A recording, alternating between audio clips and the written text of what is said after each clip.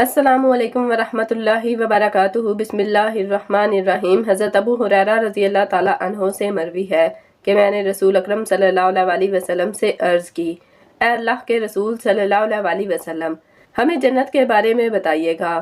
حضرت محمد صلی اللہ علیہ وسلم نے ارشاد فرمایا، جنت کی زمین سفید اور مٹی زعفران سے بنائی گئی ہے، اس میں سونے اور چاندی کی اینٹیں جن کو مشک کے گارے اور موتیوں کی کنکریوں سے لگایا گیا ہے۔ حدیث پاک میں ہے کہ حضور صلی اللہ علیہ وسلم نے فرمایا کہ جنت میں سب سے کم تر جنتی کو 80,000 نوکر اور 72 حوروں سے نوازا جائے گا۔ آپ صلی اللہ علیہ وسلم نے فرمایا کہ جنت کی حور اتنی خوبصورت ہے کہ اگر وہ حور آسمان سے زمین کی طرف نظر مارے تو ساری زمین نور سے بھر جائے گی اور ہر طرف خوشبو پھیل جائے گی۔ نبی اکرم صلی اللہ علیہ وآلہ وسلم نے فرمایا، حور کے سر کا دوپٹہ دنیا اور مافیا سے بہتر ہے۔ رسول اللہ صلی اللہ علیہ وسلم نے فرمایا کہ جنت کی حوروں کی پنڈلیاں ایسی ہوں گی جن کا گوشت اندر تک نظر آئے گا۔ حضرت انس بن مالک رضی اللہ تعالیٰ عنہ سے مروی ہے کہ رسول اللہ صلی اللہ علیہ وآلہ وسلم نے فرمایا کہ جبریل امین علیہ السلام نے مجھے بتایا کہ جب جنتی آدمی حور کے پاس جائے گا تو حور اس کا استقبال کرے گی۔ تم جس انگلی سے چاہو گے حور کو پکڑ سکو گے۔ اگر حور کا ایک بال زمین میں ظاہر ہو جائے تو مشرق مغرب میں نور ہی نور پھیل جائے گا۔ جنتی آدمی جنت میں اپنے بستر پر بیٹھا ہوگا تو اس کے سر پر ایک نور ظاہر ہوگا۔ اس کے ذہن میں یہ بات آئے گی کہ اللہ تعالیٰ اپنی مخلوق پر نظر کرم فرما رہا ہے۔ جب وہ اس نور کی طرف نظر مارے گا تو وہ ایک حور ہوگی۔ وہ اس جنتی سے کہے گی، اے اللہ کے بندے، کیا تمہارے پاس ہمارے لیے وقت نہیں ہے؟ یہ آدمی اس سے دریافت کرے گا، تم کون ہو؟ وہ جواب دے گی، میں ان حوروں میں سے ہوں جس کا اللہ نے تم سے وعدہ فرمایا تھا۔ وہ حور اس جنتی کے پاس بیٹھ جائے گی۔ ابھی وہ جنتی اس حور سے گفتگو کر رہا ہوگا کہ ایک اور حور اس بندے کے پاس آ کر کہے گی، اے اللہ کے ولی، کیا تمہارے پاس ہمارے لیے وقت نہیں ہے؟ اس طرح وہ جنتی حور سے باتیں کرتا رہے گا۔ حضرت عباس رضی اللہ تعالیٰ عنہ سے مروی ہے کہ اگر جنتی حور اپنے ہاتھ کا کچھ حصہ زمین اور آسمان کے درمیان ظاہر کر دے تو زمین والے اس کے حسن سے آپس میں ہی فتنے میں پڑ جائیں۔ اگر وہ اپنا دوپٹہ زمین پر ظاہر کر دے تو زمین اس کے آگے جھک جائے۔ اگر وہ اپنا چہرہ ظاہر کر دیں تو زمین اور آسمان کی ہر چیز ظاہر ہو جائے۔ اس کے بعد فرمایا کہ اگر جنت کی کوئی خاتون اپنا تھوک سمندر میں ڈال دے تو سارا سمندر شہد سے بھی زیادہ میٹھا ہو جائے۔ یہاں سوال یہ پیدا ہوتا ہے کہ مردوں کو جنت میں حوریں عطا کی جائیں گی تو پھر جو عورتیں جنت میں جائیں گی ان کو کیا ملے گا؟ عورتوں کے لیے یہ ہے کہ جب وہ جنت میں جائیں گی تو وہ اپنے نیک شوہر کے ساتھ رہیں گی۔ وہ عورت اپنے شوہر کو ملنے والی جنت کی سب حوروں کی سردار ہوگی۔ اللہ تعالیٰ اس عورت کو تمام حوروں سے خوبصورت بنا دے گا۔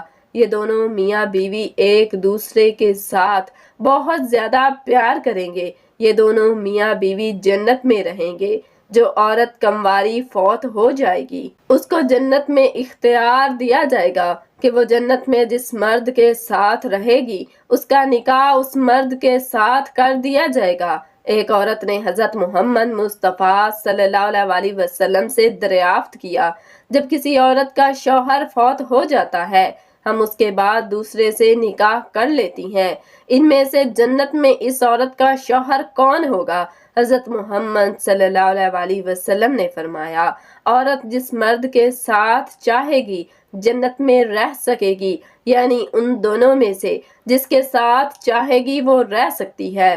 ام سلمہ رضی اللہ تعالیٰ عنہا حضرت محمد صلی اللہ علیہ وسلم سے عرض کرنے لگیں، یا رسول اللہ صلی اللہ علیہ وسلم، مجھے یہ بتائیں کہ جنت کی حور بہتر ہے کہ یا دنیا کی نیک عورت بہتر ہے؟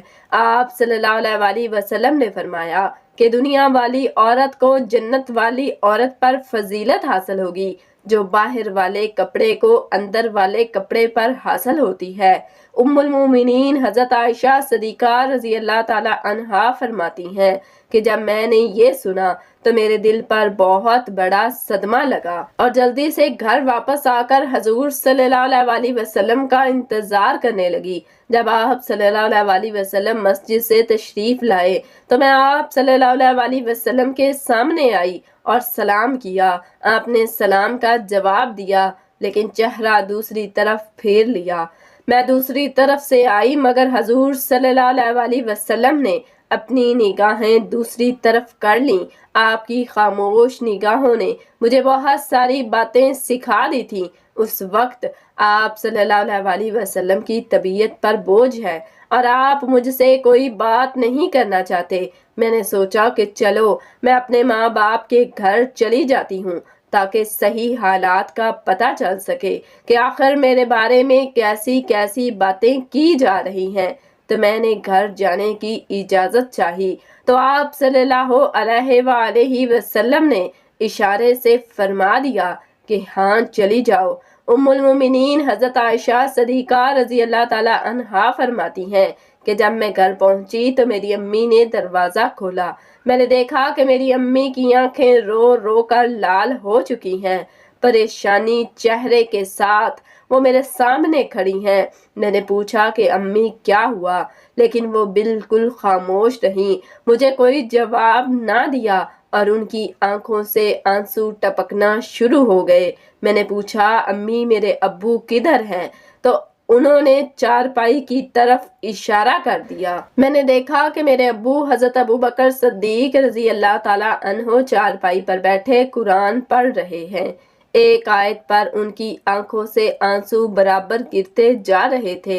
ام المومنین حضرت عائشہ صدیقہ رضی اللہ تعالی عنہا فرماتی ہیں کہ جب میں نے گھر میں بھی ایسا غم کا ماحول دیکھا تو میری طبیعت اور زیادہ پریشان ہو گئی۔ میں نے سوچا کہ اب میں کیا کروں کہ جن پر مجھے بھروسہ تھا وہ میری زندگی کے رکھوالے تھے، وہ بھی آج مجھ سے ناراض ہیں، ماں باپ بھی آج مجھ سے جدا ہیں، میں آج کہاں جاؤں گی؟ دل میں خیال آیا کہ کیوں نہ میں اپنے اللہ کی طرف متوجہ ہو جاؤں۔ اس لیے حضرت عائشہ صدیقہ رضی اللہ تعالی عنہا فرماتی ہیں کہ میں نے وضو کیا اور گھر کے ایک کونے کی طرف جانے لگی تو امی نے پوچھا اے عائشہ کدھر جا رہی ہو؟ کیونکہ ان کو ڈر لگ رہا تھا کہ میری بیٹی پریشان ہے، ایسا نہ ہو کہ کوئی بڑا فیصلہ کر کے خود کو ہلاک نہ کر لے۔ تو فرماتی ہیں کہ میں نے امی کو کہا کہ امی میں اپنے رب کے حضور دعائیں کرنے جا رہی ہوں۔ ام المومنین حضرت عائشہ صدیقہ رضی اللہ تعالی عنہا فرماتی ہیں کہ میں نے مصلی بچھایا اور سجدے میں سر رکھ کر دعائیں مانگنی شروع کر دیں کہ اے پروردگار، اے فریادوں کی فریاد سننے والے، اللہ تیرے مقبول بندوں پر جب بھی کوئی ایسا وقت آیا تو اے اللہ تو نے ہی ان کی مدد فرمائی۔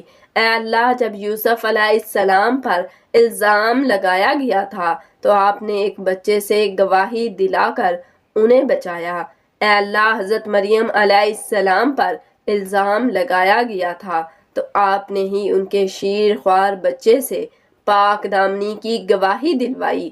اے اللہ آج تیرے محبوب کی عائشہ صدیقہ تیرے دروازے پر حاضر ہے اور فریاد کرتی ہے کہ مجھ پر بھی تہمت لگی ہے۔ اے اللہ تو حمیرہ کی مدد فرما، میرے شوہر نے بھی اس وقت میرا ساتھ چھوڑ دیا ہے، اب آپ کے علاوہ میرا کوئی سہارا نہیں ہے جو اس کمزور کو تسلی دے سکے۔ اے اللہ میری مدد فرما۔ ام المومنین حضرت عائشہ صدیقہ رضی اللہ تعالی عنہا رو رو کر دعائیں کر رہی تھیں، ادھر دعائیں مانگی جا رہی تھیں اور ادھر حضور صلی اللہ علیہ وسلم نے مسجد نبوی میں ایک مجلس مشاورت قائم کی ہوئی تھی جس میں حضرت عائشہ صدیقہ رضی اللہ تعالی عنہا کے والد حضرت ابوبکر صدیق رضی اللہ تعالی عنہ کے علاوہ باقی سارے بڑے بڑے صحابہ کرام موجود تھے۔ حضور صلی اللہ علیہ وسلم سب کے بیچ غم زدہ بیٹھے ہوئے تھے۔ صحابہ کرام رضوان اللہ تعالی اجمعین کے چہروں پر اداسی تھی، کیونکہ وہ اپنے محبوب حضور صلی اللہ علیہ وسلم کے چہرے کو غمزدہ دیکھ رہے تھے، جس کی وجہ سے صحابہ کرام کی طبیعت بھی کچھ عجیب سی بن چکی تھی۔ اس لیے کچھ صحابہ کرام تو سسکیاں لے لے کر رو رہے تھے۔ حضور صلی اللہ علیہ وسلم نے اپنے صحابہ کرام سے پوچھا کہ اس معاملے میں تم مجھے کیا مشورہ دیتے ہو؟ تو سب سے پہلے حضرت عمر بن خطاب رضی اللہ تعالی عنہ نے آگے بڑھ کر کہا، اے اللہ کے رسول صلی اللہ علیہ وسلم، اللہ تعالیٰ نے آپ کو اتنی عزت اور شرافت بخشی ہے کہ آپ کے بدن پر کسی گندی مکھی کو بھی بیٹھنے کی اجازت نہیں، تو جب اللہ نے آپ کو اتنا پاکیزہ بنایا ہے تو آپ کے جیون ساتھی ایسی کیسے ہو سکتی ہے کہ جس کے اندر گناہوں کی گندگی ہو؟ اس لیے مجھے تو یہ چیز بالکل جھوٹ نظر آتی ہے۔ اس کے بعد حضور صلی اللہ علیہ وسلم نے حضرت عثمان بن عفان رضی اللہ تعالی عنہ سے پوچھا کہ اے عثمان، تم کیا کہتے ہو؟ تو حضرت عثمان غنی رضی اللہ تعالی عنہ نے اس وقت نبوت کی صحبت کا حق ادا کر دیا۔ انہوں نے عرض کیا، اے اللہ کے رسول صلی اللہ علیہ وآلہ وسلم، آپ کو ایسا بنایا ہے کہ بادل آپ کے سر پر سایہ کیا رہتا ہے، آپ کا سایہ زمین پر نہیں پڑتا، کہ ایسا نہ ہو کہ کسی کا قدم آپ کے سائے پر پڑ جائے۔ جب اللہ تعالیٰ نے آپ کے ادب کا اتنا لحاظ فرمایا کہ کسی کے قدم آپ کے سائے پر نہیں پڑ سکتے، تو یہ کیسے ممکن ہو سکتا ہے کہ کسی کو آپ کی پاکیزہ بیوی پر قابو حاصل ہو جائے کہ وہ ان کے ساتھ کچھ غلط کام کر سکے؟ لہٰذا یہ چیز تو ہمارے وہم و گمان سے بھی باہر ہے کہ اماں عائشہ صدیقہ کے ساتھ ایسا کچھ ہوا ہوگا۔ ان کی باتیں سن کر حضور صلی اللہ علیہ وسلم خاموش ہو گئے، لیکن تھوڑی دیر بعد حضور صلی اللہ علیہ وسلم نے حضرت علی رضی اللہ تعالی عنہ سے پوچھا کہ اے علی، تم اس معاملے میں کیا کہتے ہو؟ تو حضرت علی کرم اللہ وجہ الکریم نے عرض کیا، اے اللہ کے رسول صلی اللہ علیہ وآلہ وسلم، ایک بار میں نے دیکھا کہ آپ کے جوتوں میں کچھ گندگی لگ گئی تھی، لیکن آپ صلی اللہ علیہ وسلم کو تو اس کی خبر نہیں تھی، اس لیے آپ نے جب ان جوتوں کو پہننا چاہا تو اللہ تعالیٰ نے حضرت جبرائیل امین علیہ السلام کو بھیج کر آپ کو اطلاع فرما دی کہ آپ کے جوتوں میں کچھ گندگی لگی ہوئی ہے۔ تو اے اللہ کے رسول صلی اللہ علیہ وآلہ وسلم، جب جوتوں پر گندگی لگی ہوئی تھی تو آپ کو بتا دیا گیا، تو اگر آپ کے گھر والوں کے ساتھ کوئی ایسا معاملہ ہوتا تو آپ کو کیوں نہ بتایا جاتا؟ اس لیے مجھے یہ بات کچھ ٹھیک نظر نہیں آتی۔ حضور صلی اللہ علیہ وسلم پھر سے خاموش ہو گئے۔ حضور صلی اللہ علیہ وسلم کی اداسی دیکھ کر حضرت علی رضی اللہ تعالی عنہ دوبارہ کہنے لگے، اے اللہ کے رسول صلی اللہ علیہ وسلم، اگر آپ کی طبیعت بہت زیادہ غمزدہ ہے تو آپ چاہیں تو عائشہ صدیقہ رضی اللہ تعالی عنہا کو طلاق دے دیں، آپ کے لیے بیویوں کی کون سی کمی ہے؟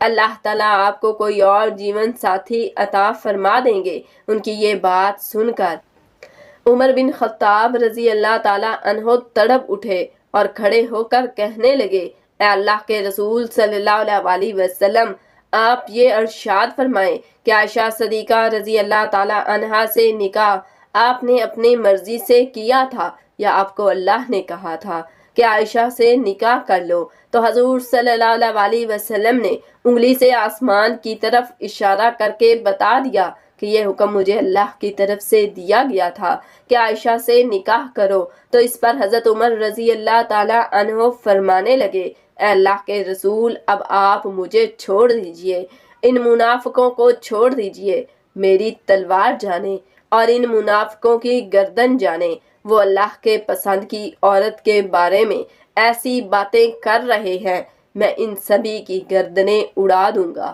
حضور صلی اللہ علیہ وسلم نے اس وقت حضرت عمر بن خطاب رضی اللہ تعالی عنہ کو محبت کی نگاہوں سے دیکھ کر حضرت عمر کے غصے کو ٹھنڈا کیا، دل سے گویا کہ اللہ کے رسول حضرت عمر سے کہہ رہے ہوں کہ اے عمر، اللہ تیرا نگہبان ہو، تو نے میرے غم کو ہلکا کر دیا۔ حضرت عمر بن خطاب رضی اللہ تعالیٰ عنہ کی یہ بات سن کر حضور صلی اللہ علیہ وسلم کی طبیعت کو اطمینان آ گیا، اور پھر آپ صلی اللہ علیہ وسلم مجلس سے اٹھ کر گھر چلے گئے۔ تھوڑی دیر بعد حضور صلی اللہ علیہ وسلم حضرت ابو بکر صدیق رضی اللہ تعالیٰ عنہ کے گھر گئے تاکہ معلوم کریں کہ میری عائشہ کس حال میں ہے، کیونکہ حضور صلی اللہ علیہ وسلم حضرت عائشہ سے بہت محبت کرتے تھے۔ اس لیے گھر پہنچ کر آپ صلی اللہ علیہ وسلم نے دروازہ کھٹکھٹایا تو حضرت عائشہ کی امی نے آ کر دروازہ کھولا۔ حضور صلی اللہ علیہ وسلم نے دیکھا کہ ان کا رو رو کر برا حال ہو چکا ہے، اور پھر گھر کے اندر آ کر جب حضرت ابو بکر صدیق رضی اللہ تعالیٰ عنہ کی طرف دیکھا تو ان کی بھی آنکھیں رو رو کر لال پڑ چکی تھیں۔ آپ نے صلی اللہ علیہ وسلم نے پوچھا کہ عائشہ کہاں ہے، تو ان کی امی نے گھر کے ایک کونے کی طرف اشارہ کر دیا۔ اس وقت حضرت عائشہ رضی اللہ تعالیٰ عنہا سجدے میں پڑی رو رہی تھیں۔ بعد میں حضرت عائشہ صدیقہ رضی اللہ تعالیٰ عنہا فرماتی ہیں کہ حضور صلی اللہ علیہ وسلم جس وقت گھر میں تشریف لائے تو میرا دل کر رہا تھا کہ میں آپ صلی اللہ علیہ وسلم کے قدموں میں بیٹھ جاؤں اور جی بھر بھر کر روؤں کہ اے میرے حبیب، یہ میرے ساتھ کیا ہو رہا ہے؟ کیا آپ اپنی عائشہ کو ایسے چھوڑ دیں گے؟ مگر میرے دل نے کہا کہ اے عائشہ، تو نے اپنے رب کے سامنے اپنی فریاد بیان کر لی ہے، اس لیے اب اپنے رب ہی سے مانگو، تیرا رب ہی تیرا نگہبان ہوگا۔ لہٰذا حضور صلی اللہ علیہ وسلم نے پکارا عائشہ صدیقہ رضی اللہ تعالیٰ عنہا، تو آپ صلی اللہ علیہ وسلم کی آواز سن کر حضرت عائشہ صدیقہ رضی اللہ تعالیٰ عنہا نے سجدہ پورا کیا اور آ کر چارپائی پر خاموش بیٹھ گئیں۔ حضور صلی اللہ علیہ وسلم قریب ہی بیٹھے ہوئے تھے۔ آپ نے بہت پیار سے سمجھاتے ہوئے کہا کہ عائشہ، اگر تجھ سے حقیقت میں کوئی ایسی غلطی ہو گئی ہے تو اپنے رب سے معافی مانگ لے، تیرا رب گناہوں کو بہت معاف کرنے والا ہے۔ تو حضرت عائشہ صدیقہ رضی اللہ تعالیٰ عنہا فرماتی ہیں کہ اس وقت تک تو میں صبر کے ساتھ بیٹھی رہی، لیکن جب آپ صلی اللہ علیہ وسلم سے یہ باتیں سنی تو میرے برداشت کے باندھ ٹوٹ گئے اور میری آنکھوں سے آنسو بہنے لگے۔ میں بیٹھی روتی رہی مگر خاموش تھی۔ آخر روتے ہوئے میں نے کہا کہ اے اللہ کے رسول، میں وہی بات کہوں گی جو یوسف علیہ السلام کے والد حضرت یعقوب علیہ السلام نے کہی تھی کہ میں اپنا درد صرف اپنے رب سے بیان کرتا ہوں، کیونکہ اے اللہ کے رسول، آج اگر میں کہوں گی کہ میں نے ایسا غلط کام نہیں کیا ہے تو آپ لوگ میری بات نہیں مانو گے، اور اگر کہہ دوں گی کہ میں نے ایسا کام کیا ہے تو آپ لوگ فوراً میری یہ والی بات مان جائیں۔ اس لیے میں اپنے اللہ ہی سے فریاد کرتی ہوں، وہی میرے لیے کوئی نجات کا راستہ نکالے گا۔ حضرت عائشہ رضی اللہ تعالیٰ عنہا فرماتی ہیں کہ میں نے یہ الفاظ کہے اور پھر حضور صلی اللہ علیہ وسلم کے چہرے کی طرف دیکھا تو آپ صلی اللہ علیہ وسلم کے ماتھے پر پسینے کے قطرے تھے، اور آپ کے اندر وہ حسین کپ کپی دیکھی جو وہی نازل ہوتے وقت ہوا کرتی تھی۔ پھر اچانک آپ صلی اللہ علیہ وسلم پر وحی کی کیفیات طاری ہونے لگیں اور آپ صلی اللہ علیہ وسلم نے اپنے اوپر چادر ڈال لی۔ حضرت عائشہ رضی اللہ تعالیٰ عنہا فرماتی ہیں کہ میں آرام سے بیٹھی تھی، دل میں خیال آ رہا تھا کہ اللہ تعالیٰ آپ صلی اللہ علیہ وسلم کو خبر کر دیں گے یا نیند میں کوئی ایسا خواب دکھا دیں گے کہ میں بے گناہ ہوں، مگر میرے ماں باپ اس وقت بہت زیادہ پریشان تھے کہ میں اپنے والد کو دیکھا کہ وہ تڑپ رہے تھے کہ وحی نازل ہو رہی ہے۔ ایک بار ایک یہودی اللہ کے نبی صلی اللہ علیہ وسلم کی بارگاہ میں حاضر ہو کر کہنے لگا، یا رسول اللہ صلی اللہ علیہ وسلم، جنت میں لوگ کھائیں پیئیں گے۔ حضرت محمد صلی اللہ علیہ وسلم نے فرمایا کہ جنت میں آدمی کو 100 آدمیوں کے برابر کھانا پیش کیا جائے گا اور اس کو 100 مردوں کے برابر ہم بستری کی طاقت عطا کی جائے گی۔ یہودی نے کہا کہ جب کوئی مرد یا عورت جنت میں کھائے پیے گا، اس کو جنت میں قضائے حاجت کی ضرورت تو پیش آئے گی۔ اس پر نبی اکرم صلی اللہ علیہ وسلم نے فرمایا کہ جنتیوں کی حاجت اس کے پسینہ کے راستے خارج ہو جائے گی، ان کے پسینے سے مشک کی طرح خوشبو آئے گی۔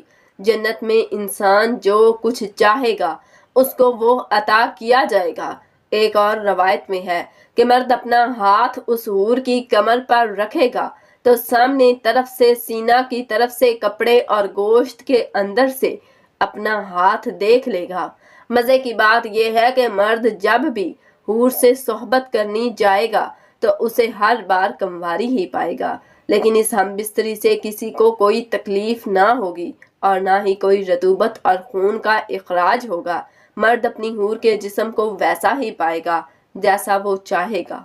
امام احمد نے حدیث نمبر 15773 میں حضرت ابو زین عقیلی رضی اللہ تعالیٰ عنہ سے روایت کی ہے کہ حضور صلی اللہ علیہ وسلم نے فرمایا، نیک مرد اور نیک عورتیں جنت میں ایسے ہی لذت پائیں گی جیسے تم دنیا میں لذت پاتے ہو، اور وہ تم سے لذت حاصل کرتی ہیں۔ اگر کوئی مومن جنت میں یہ خواہش کرے گا کہ اس کی اولاد پیدا ہو تو اللہ پاک اس کی یہ خواہش بھی پوری فرما دے گا، کیونکہ جنت میں جنتی کی کوئی بھی ایسی خواہش نہ ہوگی جسے پورا نہ کیا جائے۔ اس بارے میں ترمذی شریف کی حدیث نمبر 2563 پیش کی جاتی ہے۔ حضرت ابو سعید خدری رضی اللہ تعالیٰ عنہ سے روایت ہے کہ رسول اللہ صلی اللہ علیہ وآلہ وسلم نے فرمایا، مومن جنت میں جب اولاد چاہے گا تو حمل، زچگی اور پرورش اسی وقت ہو جائے گی جیسے وہ چاہے گا۔ البانی رحمت اللہ علیہ نے اسے صحیح الجامعہ 6649 میں صحیح کہا ہے کہ اب حمل کا ٹھہرنا، مدت مکمل ہونا اور اس کے بعد 33 سالہ جوان ایک ہی لمحے میں ہو جانا اس حدیث میں ثابت ہے۔ اور قابل ذکر بات یہ ہے کہ حدیث میں لفظ استعمال ہوا کہ جیسے وہ چاہے گا، مطلب یہ کہ لڑکا اور لڑکی جو جنتی چاہے گا وہی پیدا ہوگا۔ حدیث مبارکہ سے یہ بھی بات ثابت ہوتی ہے کہ جنت کی اولاد دنیاوی اولاد کی طرح نہ ہوگی، بلکہ یہ سارا مرحلہ ایک ہی لمحے میں مکمل ہو جائے گا۔ اور چونکہ جنت میں چھوٹے بچے نہ ہوں گے، اس لیے بچہ پیدا ہوتے ساتھ ہی 33 سال کا کڑیل نوجوان بن جائے گا۔